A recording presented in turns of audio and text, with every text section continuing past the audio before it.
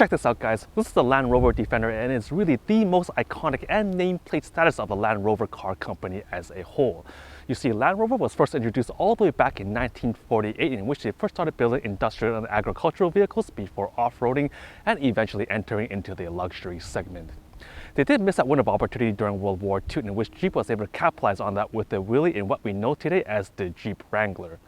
Despite the mishap, there is one key advantage that Land Rover has. It's British. Not only do they have a very rich heritage of building high-performance vehicles, but also very luxurious vehicles as well.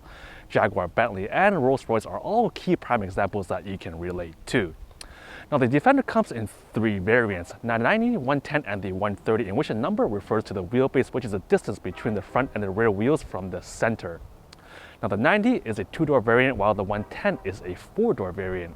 What's unique about the two is that it can fit not only 5 but up to 6 passengers. That's right, the front seats can actually be configured to fit 3 passengers, which is pretty unique in today's terms. Now, the 130 is going to be slightly longer to accommodate third row seating, which can fit up to 8 passengers. That means the Defender 130 can now compete against the full-size luxury segments, such as especially the Cadillac Escalade. This doesn't come cheap though. Our Defender 130 tester model comes priced in at a whopping $93,000. Still, there are some pretty high performance off-roading and luxury features that actually makes its money's worth. Let's check this thing out. Now, despite that the Defender is a luxury vehicle, rest be assured this is definitely a purpose-built off-roading machine. Take for example the short front overhang, which is the distance between the front wheel and the front fender. This is intentionally designed so it can climb very steep hills or obstacles without hitting the chassis. Now, on the front, it still retains that classical square box-like pattern in a lot of off-roading vehicles, but there are still some key design elements that makes it look really fresh and unique. Take for example this stamped metal plate here. It's actually not metal, it's plastic, but it still looks pretty cool. On the front, you've got a set of circular and square LED headlights with integrated fog lights down below, and of course you've got a signature Land Rover front grille pattern. There are no tow hooks in the front, but it still has some pretty cool and unique muscular curvatures. Say for example, this front wheel fender that flares out, that really gives it that really unique and cool characteristic look of the Land Rover Defender in itself. Alright, so moving on to the back, first thing first, you have these really cool square 3D laser-like LED taillights, which I really like, especially when they illuminate it, they look really cool. You've also got 2 tow hooks as well as an integrated trail hitch, and of course the spare tire is mounted on the outside. Now, for those that are new to off-roading, there are some key advantages to doing that. For one, it's just a lot easier to access. When you're going off-roading, blowing a tire and replacing it with a spare is a pretty common thing. It also slightly improves weight distribution, and it also increases interior cargo capacity because the tire is mounted on the outside rather than on the inside.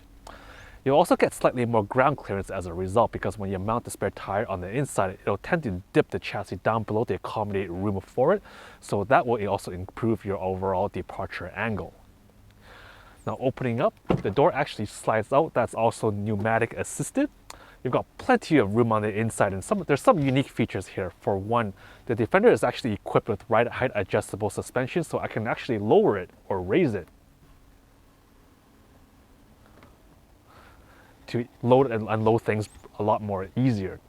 You've also got an integrated 120 volt inverter, so if you need to plug in any power tools or exterior lights, that's easy to do here. And you've also got a dedicated 12 volt charger. Now, the Defender 130 does have third row passenger seating, and what's unique about it is that they also have rear seat heaters as well, which is pretty cool.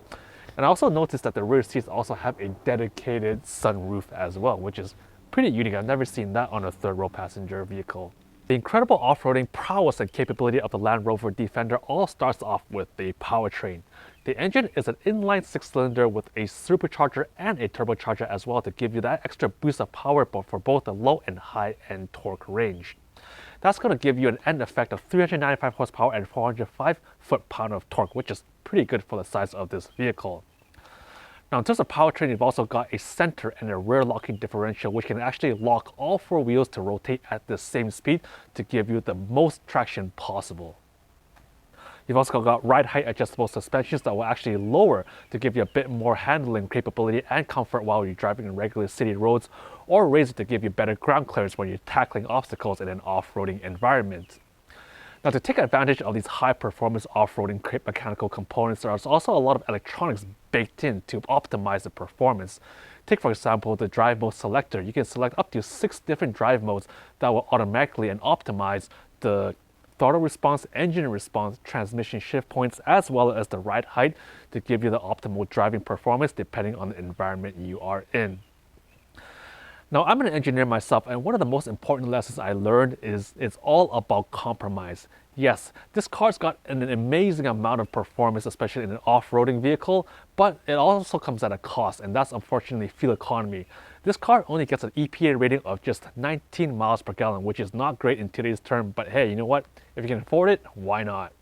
You know how when you go on a first date, they always say first impression matters? Well, that kind of applies to the doors in itself for a lot of cars. First thing first, there are keyless entry on not just 2 doors, but 4 doors as well, which is pretty common practice on luxury vehicles.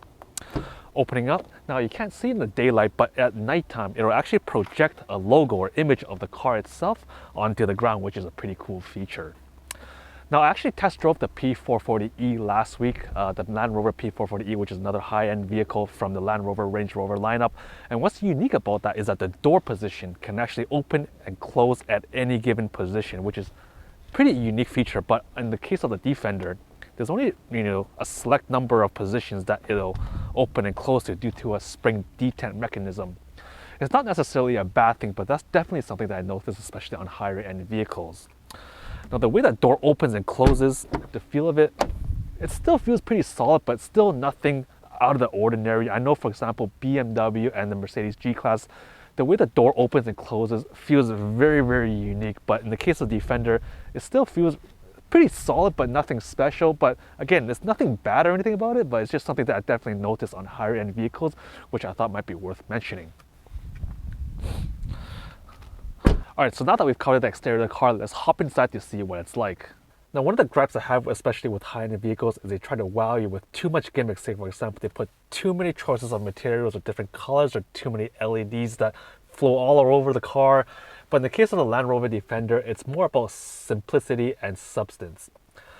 But despite the fact there's actually some pretty unique features on the interior that actually separates itself from the crowd. Say, for example, some of these parts on the door are actually bolted on, and the exterior of the frame is actually exposed on the inside of the car, which is pretty unique. And the overall quality, again, nothing special, just high quality leather and really good construction. And especially these seats, again, they don't look like anything special, they're just perforated leather seats, but they definitely feel very comfortable with a lot of padding overall. Another unique feature of the interior is actually got a kind of a skeletonized cutout look. So it actually creates a lot of cubby holes in storage. For example, up here, I can put my car keys or anything like that. I can put it here conveniently rather than losing it down here in the compartment bin. And it also creates a lot of grab handles and extra storage for the passenger as well. In terms of electronics, there is an all-digital instrument cluster as well as a media system. Again, the display is ultra crisp, very high-end hardware, and the graphics and the designers have really done an amazing job with the graphics and overall UI UX display to kind of take advantage of that high-performance hardware. Really, really nice stuff.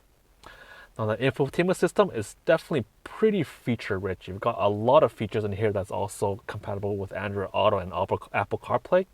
And you've also got other options and menus that you can see. For example, the dimensions of the car, it has a really cool screen, and you can also look at different, for example, the 4x4 info that tells you all the status of the off-roading mechanical components. It'll tell you the tilt angle as well as your altitude and the status of both the front and rear locking differentials. You've also got other different menus that also conveniently describes different drive modes. For example, if you're in sand mode, it'll tell you how that affects your overall powertrain. So it's definitely a really nice overall layout.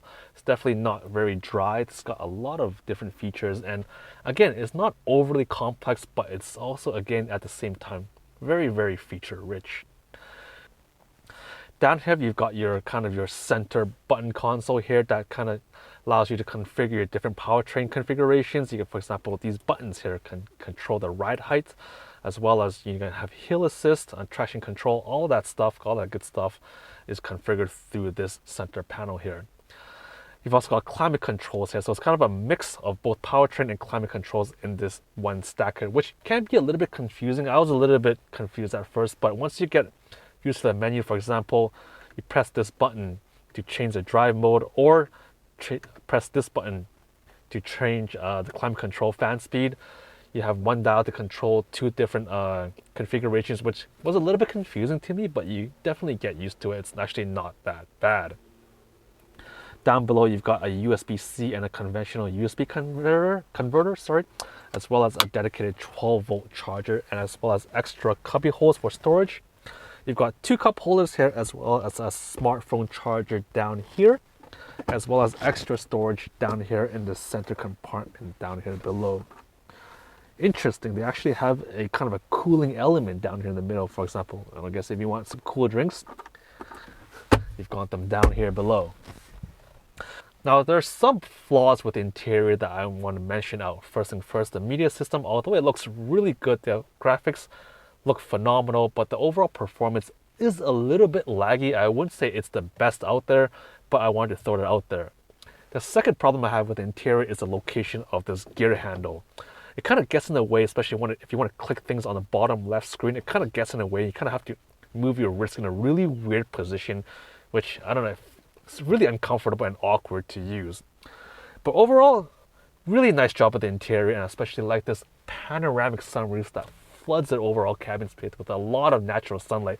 And it kind of, again, simplicity and substance. That's just really the key deciding factor of the Land Rover brand in itself, and I think they've really done a phenomenal job at nailing that aspect. Alright, so I'm now in the second row seating, and my gosh, I have a tremendous amount of leg and headroom here, which I'm absolutely enjoying. There's also dedicated grab handles here and also on the side of the frame here.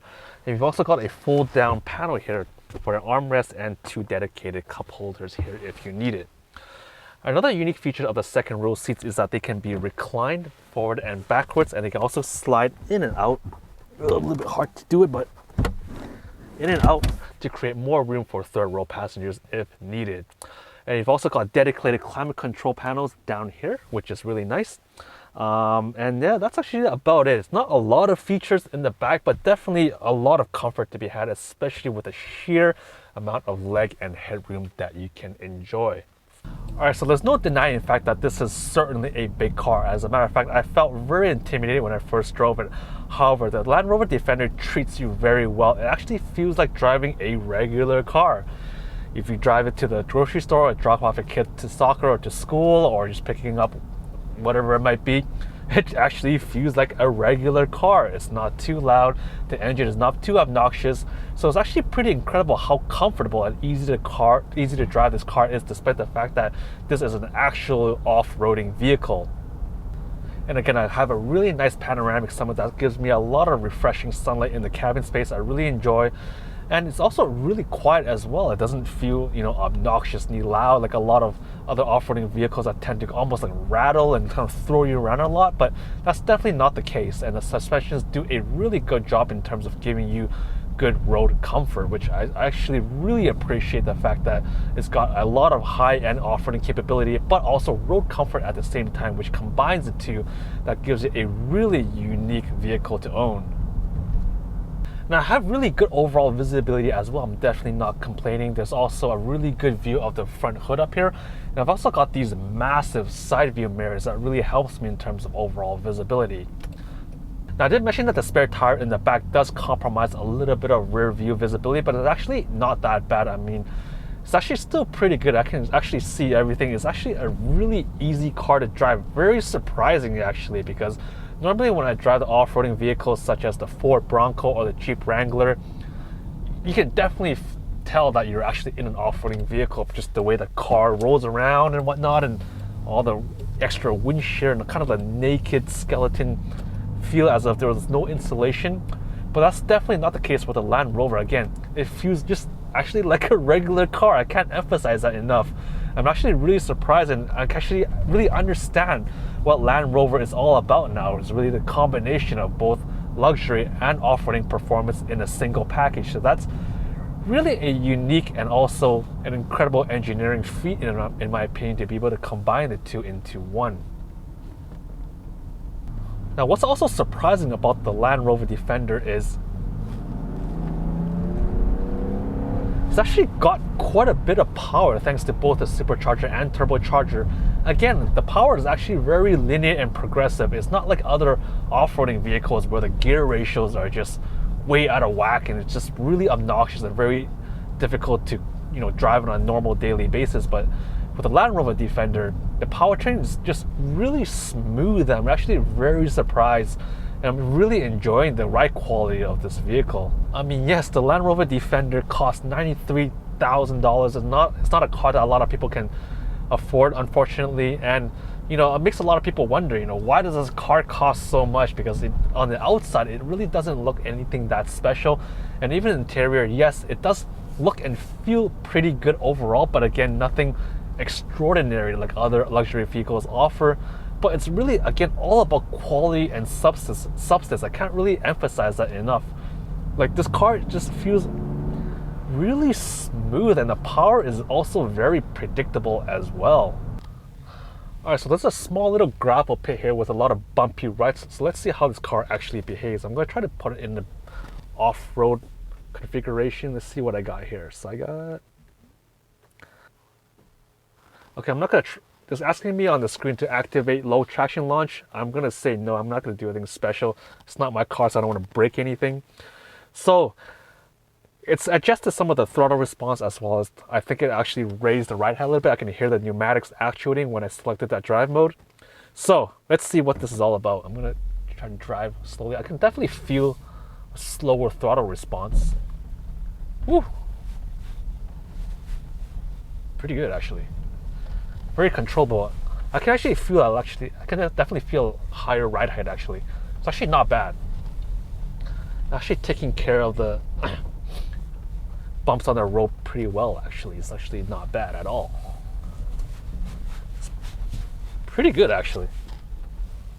Yeah. A little bit on the stiffer side. I mean, I think it would do a little bit better if it had a bit more damping. But I believe these suspensions are air suspensions, hence why they are ride height adjustable. But I think if they used dedicated off-roading suspensions, it would probably do a bit better in terms of damping control. But it's a little bit more bouncy. I would say if the suspensions warmed up a bit to nominal temperatures, they might actually do better. I did have some experience with that with the Ram 1500. But overall, it's doing a pretty good job actually. Actually enjoyed it actually. And I can definitely tell that the throttle response was kind of slowed down a bit, and it's actually doing a pretty good job here. Oh, another thing to note is that this has a really tight turning radius, so actually makes it really easy to maneuver, especially when you're parking. I live in Vancouver, and I actually parked this car in an underground parkade. It's actually really easy to navigate. It actually helps a lot, not just in off-roading, but having a really tight turning radius also helps park this big bad boy here. Alright, so what's my overall take on the Land Rover Defender? Starting off with the design, I really like how they retain that classical box-like off-roading form factor, but at the same time, they've embedded some pretty unique features that makes it stand out from its crowd. Take, for example, these unique wheel fenders that gives it that muscular look, and as well as these really unique LED headlights. However, the car fashion is pretty fast-paced, and some might argue that the looks might look a little bit dated. So I'm going to give the overall score a 4 out of 5. Moving on to the interior, definitely one of my favorite features because it's all about simplicity and substance. Very high quality and excellent craftsmanship, and at the same time, there are also some unique features such as a skeletonized look, which I absolutely love. So I'm going to give the interior a 4.5 out of 5. Moving on to the powertrain, again, a lot of high-end off-roading capability here with a solid engine that produces 395 horsepower with a baked-in supercharger and turbocharger as well. There's also no shortage of off-roading componentry such as the ride height adjustable suspensions, as well as a both front and rear locking differential. So I'm going to give the overall powertrain a 4.5 out of 5. Moving on to the drive performance, definitely very high score as well because it combines both exceptional off-roading capability and road comfort all in the same package. Definitely a very unique combo to be had in the entire automotive industry, and that's really what separates Land Rover as a brand apart from every other brand out there in the market. So with that being said, I'm going to rate the overall drive performance a 4.5 out of 5. Definitely a very unique combo to be had, and that's something that I really enjoyed most about the Land Rover Defender.